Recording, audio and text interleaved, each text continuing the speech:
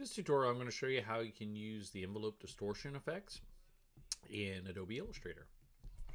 So when I show you these effects, if you've seen some of my other tutorials like with the perspective grid and things like that, and the warp effects, these may look familiar to you. And Illustrator, well, Adobe in general, always has multiple ways that you can get looks from point A to point B, things like that. So what we have to kind of keep in mind is that, like some of the tools, this can create some effects that may not be easily created in the other tools. So we'll go ahead and start.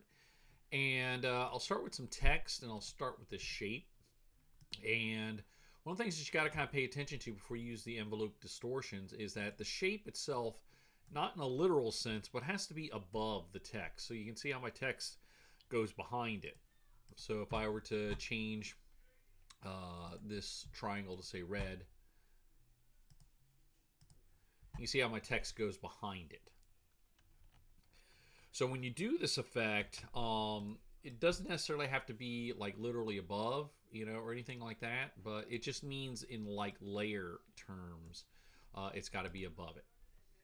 So I'll select both of these, and I'll go to Object, I'll go to Envelope Distort, and this is why, because it's going to make the envelope with the top object being this triangle. And it formats the text so that it fits whatever shape you create. And then what we can do past this, we'll zoom in here a little bit.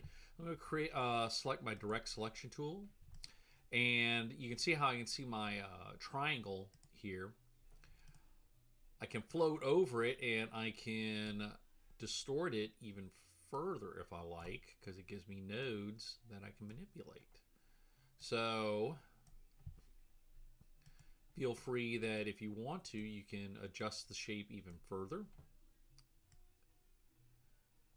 And this isn't something that you can really easily do with, say, the grid. Like I've got curved handlebars here that I'm just kind of tweaking a little to show that I can bend this even further and distort it so it kind of looks like a pinch as well as just a perspective.